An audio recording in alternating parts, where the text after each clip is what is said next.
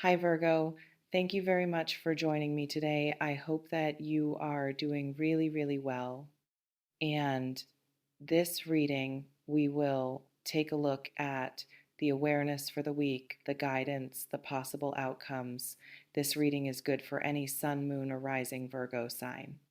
Okay, Virgo, they found out something, and now they can't unknow it. Neither can you. Something traveled without your permission, without your awareness, without any deliberate act of revealing on your part something about you crossed a distance and landed somewhere you weren't watching.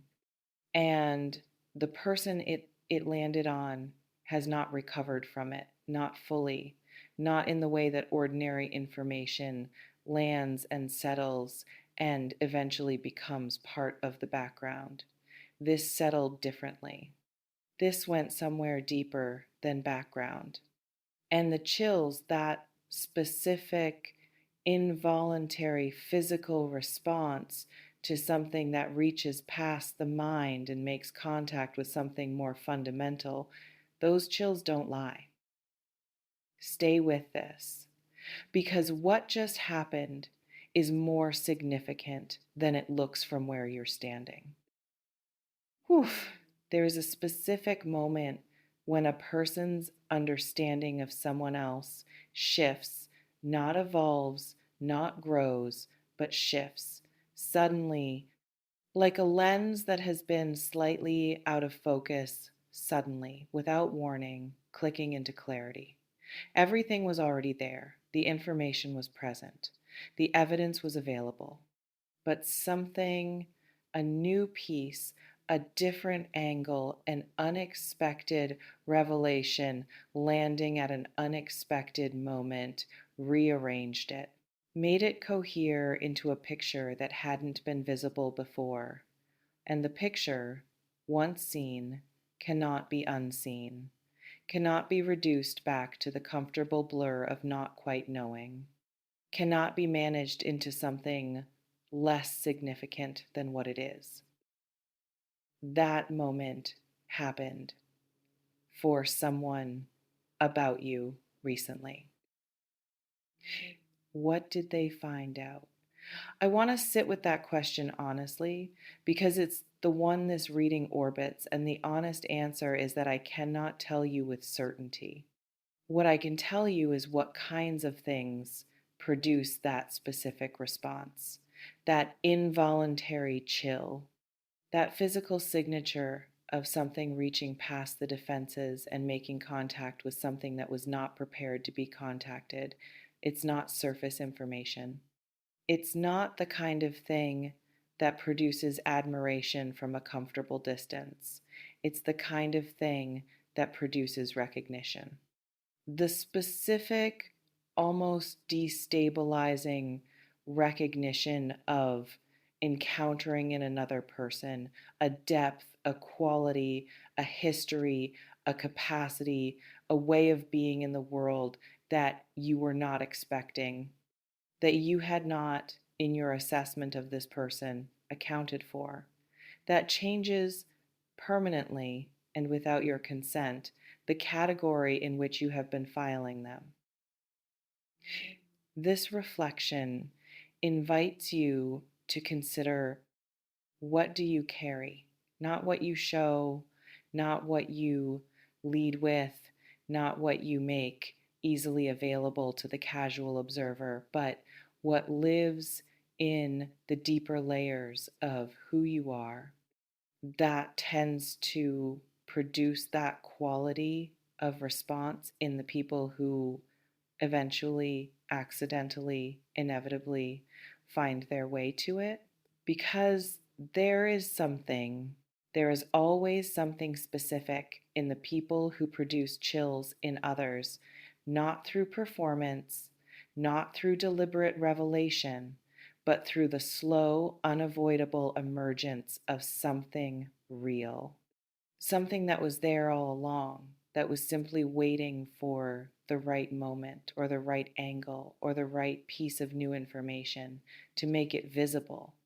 And the person who just found out about you is sitting with the chill of that emergence right now in whatever room they're in, going about whatever their day requires, but not really present for any of it, because something in their mind keeps returning involuntarily to what they learned, to what it means, to what it changes about everything they thought they understood about the person you are. Let me tell you what can't stop looks like from the inside.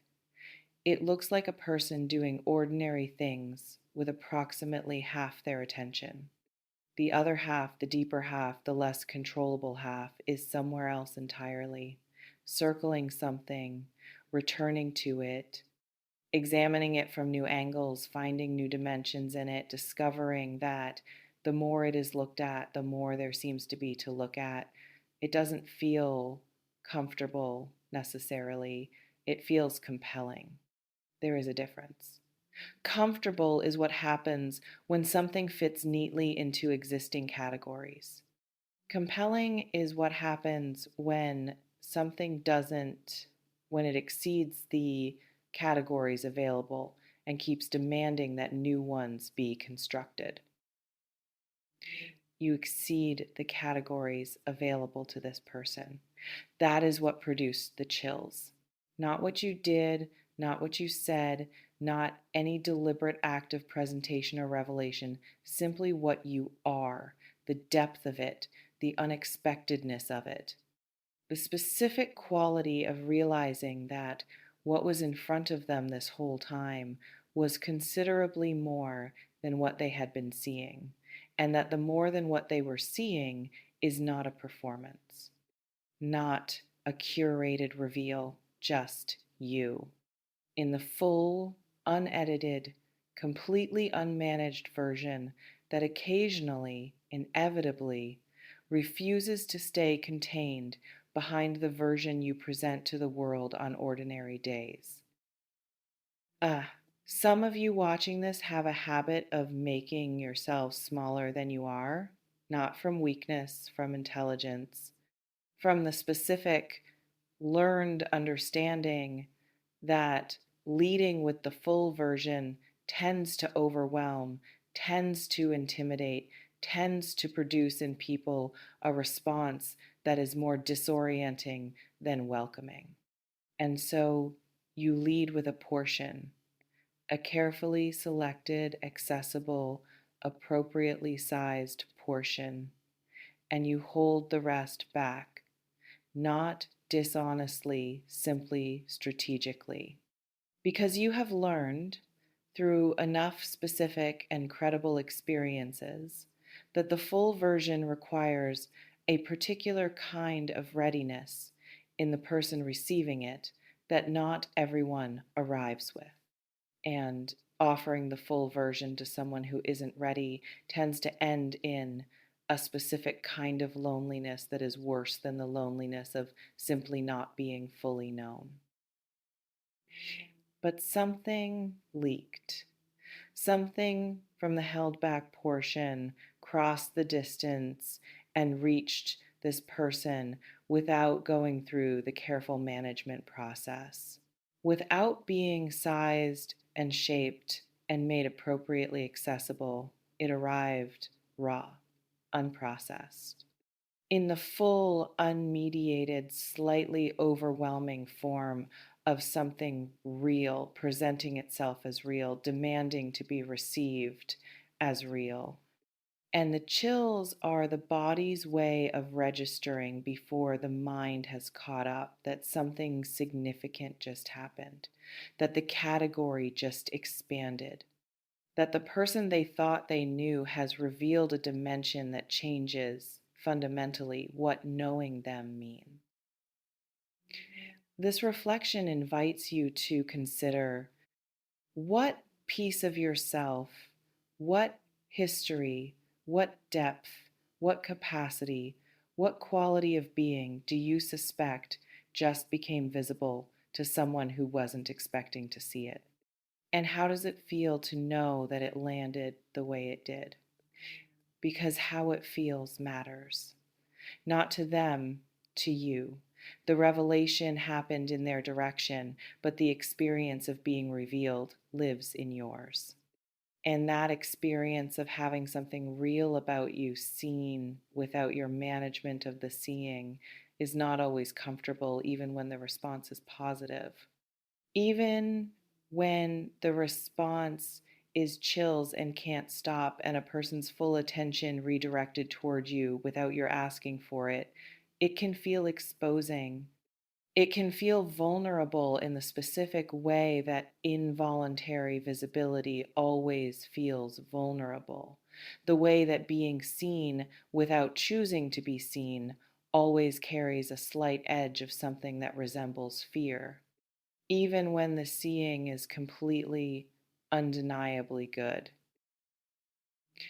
There is something worth sitting with here, something beneath the obvious reading of this moment, beneath the flattering surface of someone being undone by what they found out about you.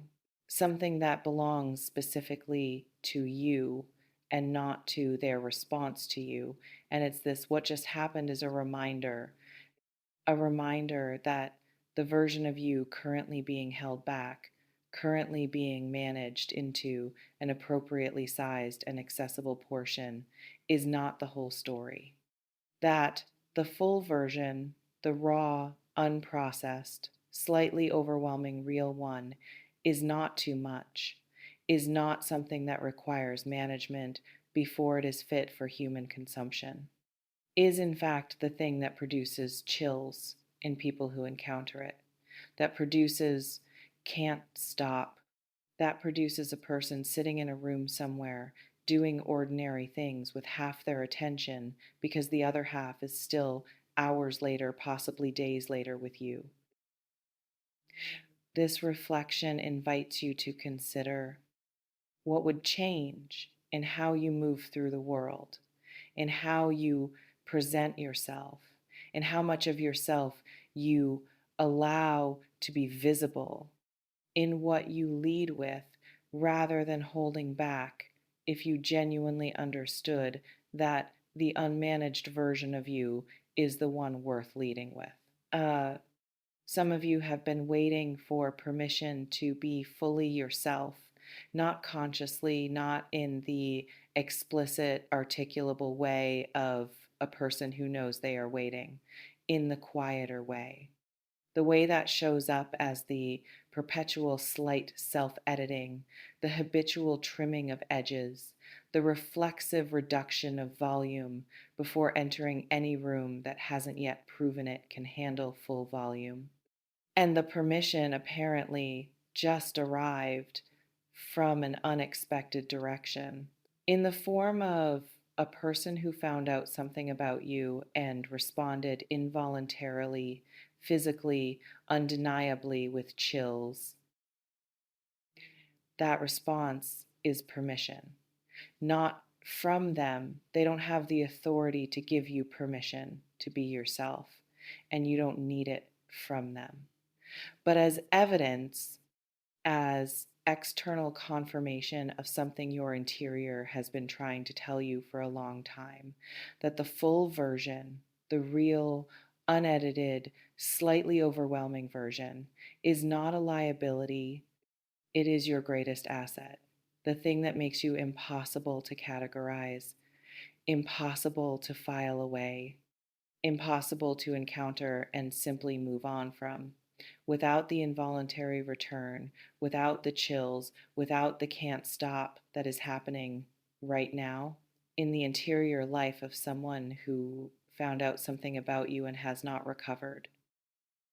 The power is yours. It always has been. Not the power to control what people find out or how they respond to what they find or what the chills and the can't stop eventually become in the narrative of your connection with this person, but the power to stop managing the version of yourself you offer the world into something smaller than what is actually there, to stop treating the full version as something that requires careful introduction, to trust not blindly, not without discernment, but with the specific evidence-based trust of someone who just watched their own depth produce an involuntary physical response in another person, that what you carry is not too much, it is exactly enough. It is, in fact, precisely, completely, unmistakably the thing. What they just found out about you gave them chills, and now they can't stop. Not eventually already happening, in the involuntary circling, in the half present ordinary day, in the specific and irreversible way that real things make themselves known once they have been seen. You are always this. You have always carried this. The only thing that changed is that someone found out. Trust yourself with this. The chills weren't about luck or timing or the right information arriving at the right moment. They were about you, exactly as you are, exactly as you have always been, the full version, the real one, the one that was always, beneath everything else, the most significant thing in the room. Before you go, I want to hear from you in the comments. What part of yourself do you hold back most consistently? What quality? What depth? What piece of your real story do you manage most carefully before offering it to the world? And what do you think would happen if you stopped? And has someone ever found something out about you that changed how they saw you? And how did it feel to be seen in that specific, unexpected, unmanaged way? Drop it below. I read every word without exception, and this space holds all of it. See you in the next one, and listen. The version of you that gave someone chills today wasn't trying, it was just being real. That's the whole secret. That was always the whole secret